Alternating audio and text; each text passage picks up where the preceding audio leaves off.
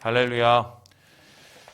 예, 우리 지난 5일 동안 십자가의 길을 함께 걷거나 또 그 길에 함께 있었던 예수님을 만났던 사람들에 대한 이야기를 나눴습니다. 오늘은 그 마지막 시간으로 특별히 마리아에 대한 이야기를 나누려고 하는데 제가 어제도 잠깐 말씀드렸지만 그냥 마리아, 우리가 아는 그 마리아가 생각보다는 되게 많습니다.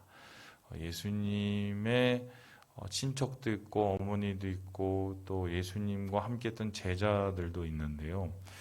특별히 이들은 어떤 의미를 가지고 있냐면 예수님의 십자가의 길을 처음부터 끝까지, 그리고 예수님이 죽는 그 순간과 장사 지내는 그 순간까지 일거수일투족을 함께했던 가장 충성스러운 제자들이라고 하겠습니다.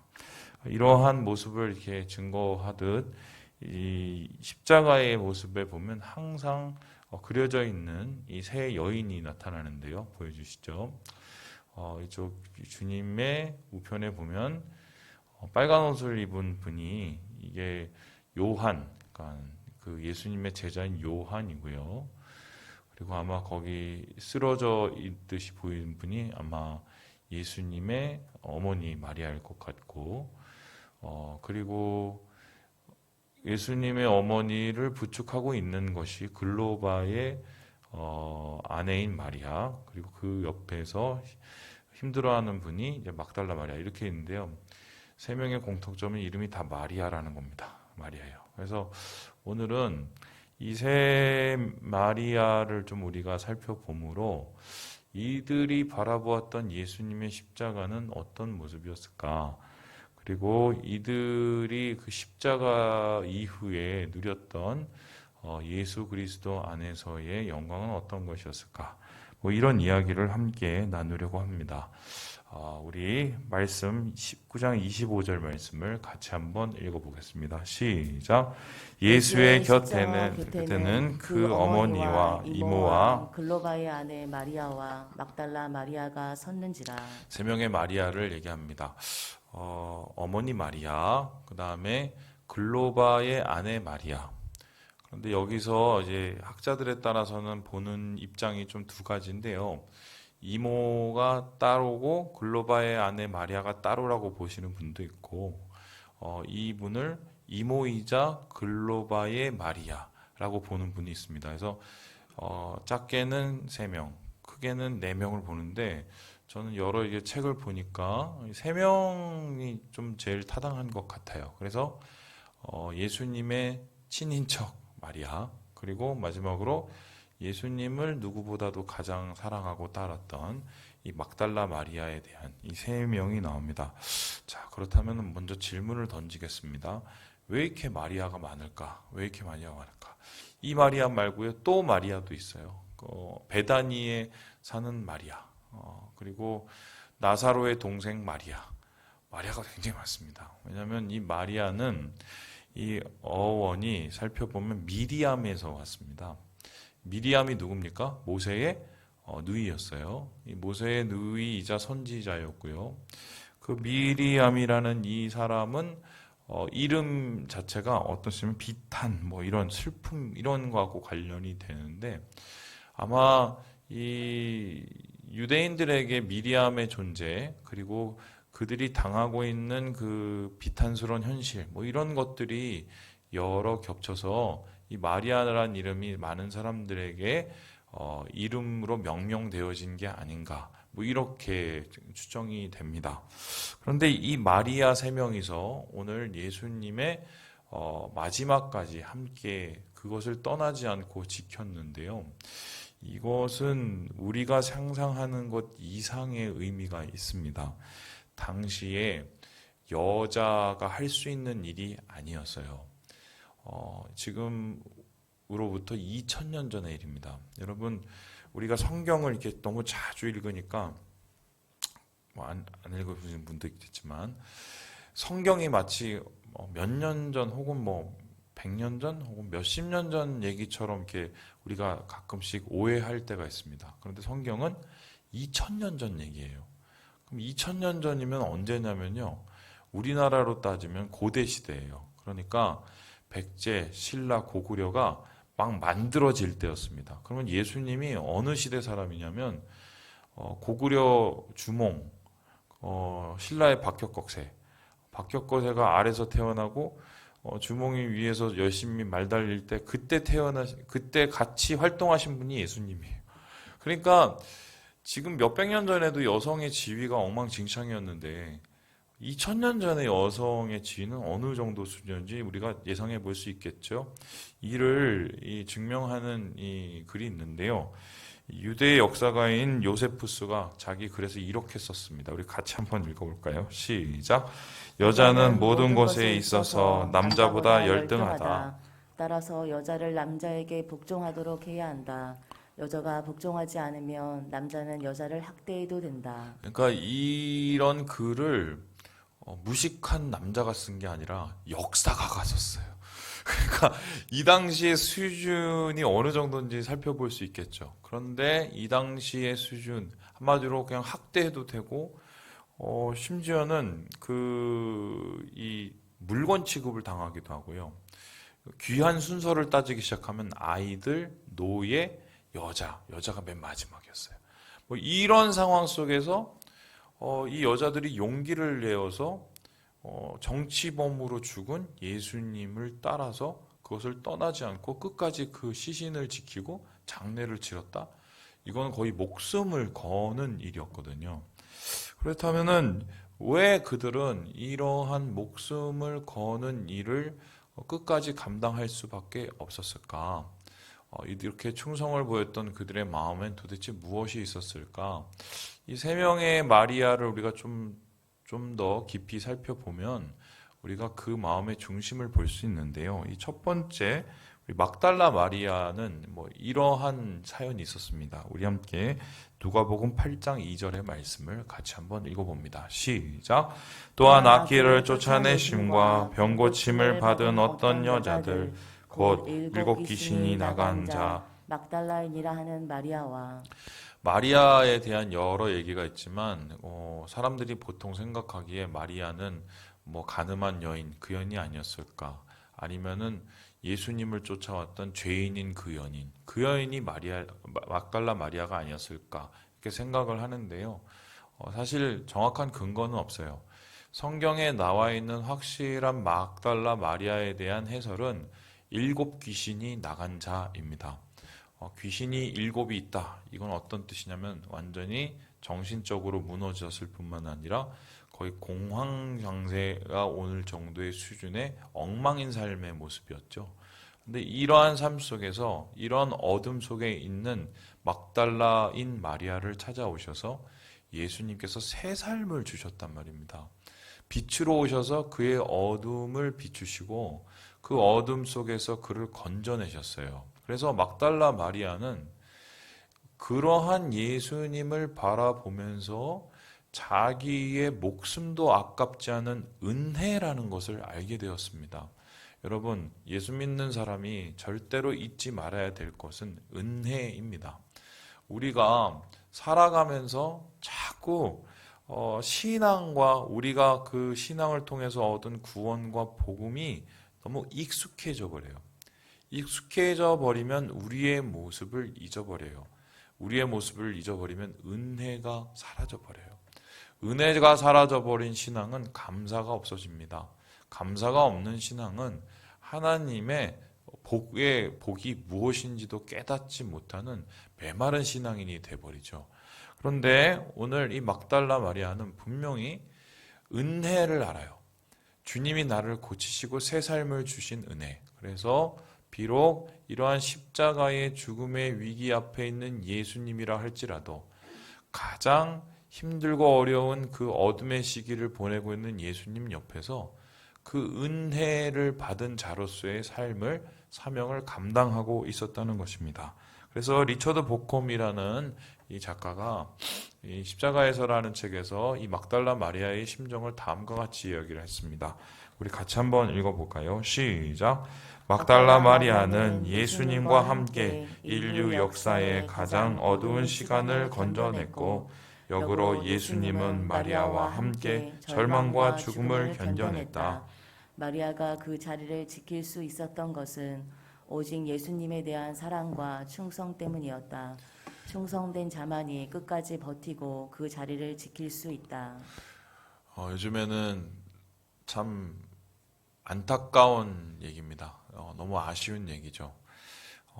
자기 애가 너무 강한 나머지, 그리고 자기 사랑이 타인에 대한 사랑을 가로챌 만한 수준이 되어서 충성과 사랑, 이것이 교회 안에서 점점 사라지고 있습니다.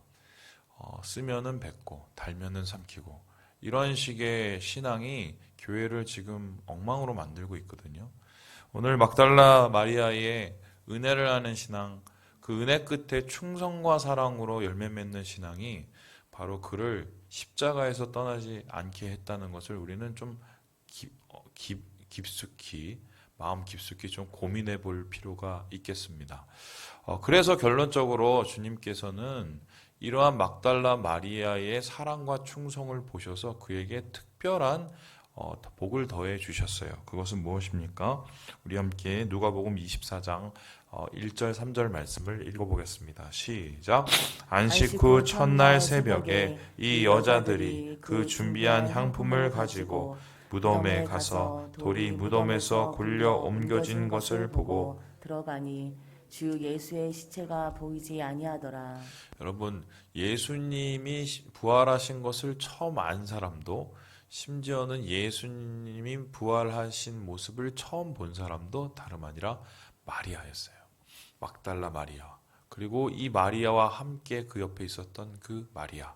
여러분, 우리가 오늘 함께 있었던 글로바의 마리아. 바로 예수님의 그 십자가를 지킬 그들의 충성과 사랑으로 말미암아 예수님의 부활의 첫 번째 목격자가 되었습니다. 특별히 글로바의 이 마리아라는 이 사람에 대한 고민을 해보면 이런 건데요. 전설에 따르면 이 사람이 두 가지 가능성이 있어요. 첫 번째는 요셉의 이 글로바라는 사람이 요셉의 형이었을 가능성이 있습니다. 그러면 어떤 수준이 되냐면 예수님의 숙모 정도 되거든요. 그런데 요셉이 일찍 죽고 나서 가정이 막 힘들고 어려웠었을 때 바로 그 글로바라는 사람과 글로바의 아내인 마리아가 그 요셉의 가정, 그러니까 예수님의 가정에 많은 도움과 후견인이 되었을 뿐만 아니라 예수님께서 사역을 시작하실 때에도 그러한 도움의 손길을 잊지 않았고요. 그리고 나서 그 후에 예수님의 죽음과 부활하심을 보면서 이분도 완전히 예수를 믿는 그리스도인으로 변화가 돼요. 그리고 나서 어떤 일이 일어나느냐? 이 4세기의 유세비우스라는 이 교회의 역사가가 쓴 글을 보면 이 글로바와 이 아내 마리아에 대한 이야기가 다음과 같이 나오거든요. 우리 같이 한번 읽어보도록 하겠습니다. 시작. 글로바의 아들인 시므온이 예루살렘을 담당할 가치가 있다고 만장일치로 결정되었다. 그가 말하기로는 예수 그리스도의 사촌이었다. 그러니까 지금 보세요. 예루살렘 교회의 첫 번째 대표 장로가 누구였냐면 야고보, 예수님의 동생 야고보였어요.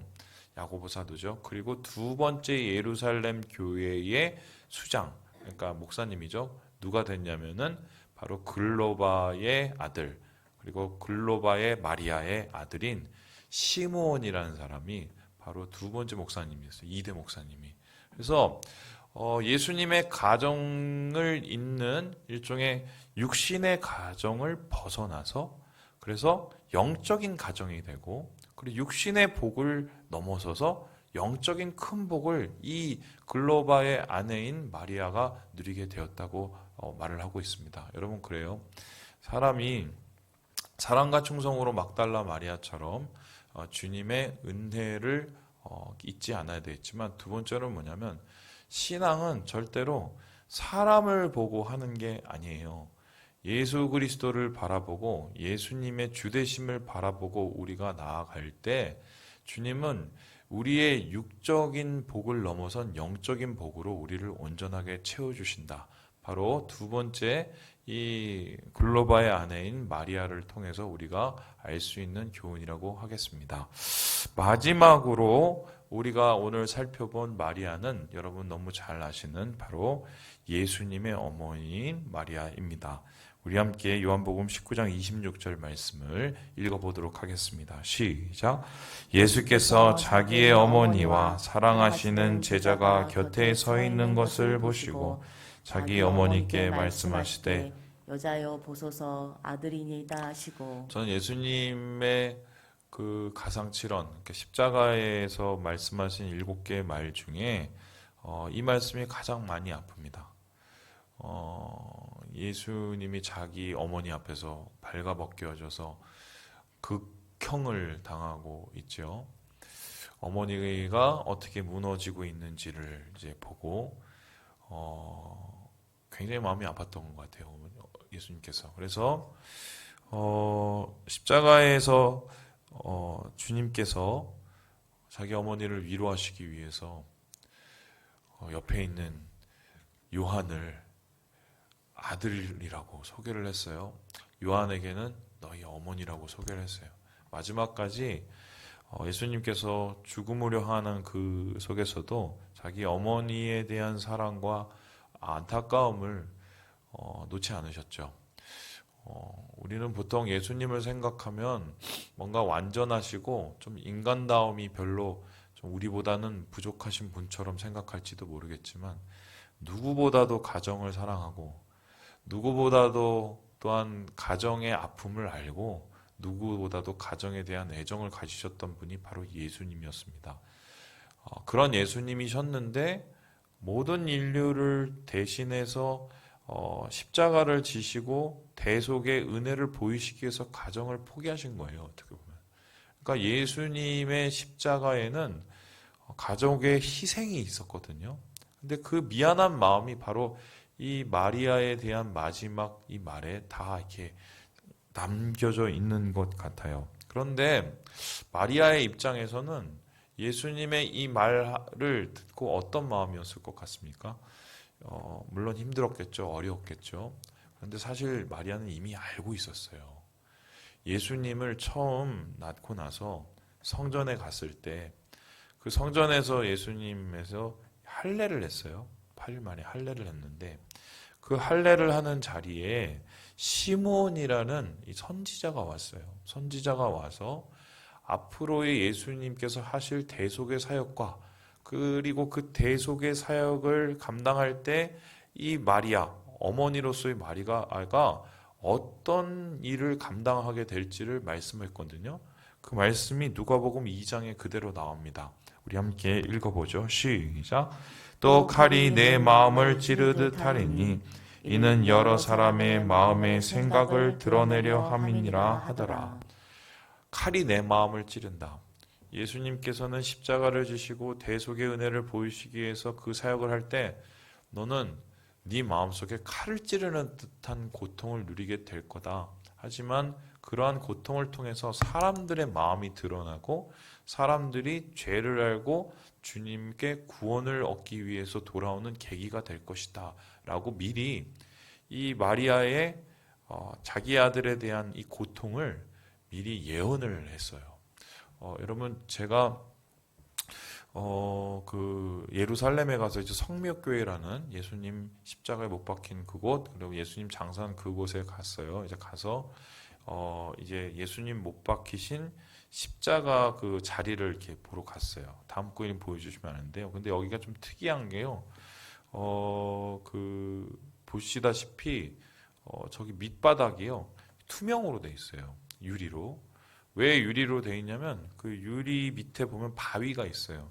바위 보면 막 갈라진 것도 있고 막 그래서 여기에 뭐 십자가 꽂혔는데 갈라졌다 막 이런저런 이렇게 설명을 해주시면서 그리고 저기 중간에 보이는 데 가면은 그 십자가를 꽂아놨던 그 홈이 있는데 거기에 이렇게 손을 넣고 사람들이 기도하고 이렇게 나와요. 그래서 저도 갔으니까 이제 그렇게 동참을 하려고 이렇게 서서 거기에 하고 나오는데 제가 보니까 유럽에서 오신 분 같아요. 할머니였는데요.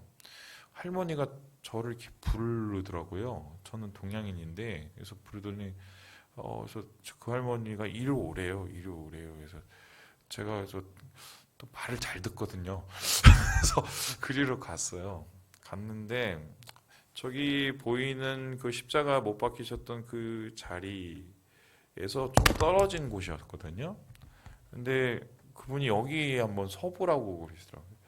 그래서 이렇게 딱 섰어요. 근데 이렇게 영어로 말씀을 해주시는데 여기가 마리아가 섰던 자리라고 그러시는 거예요.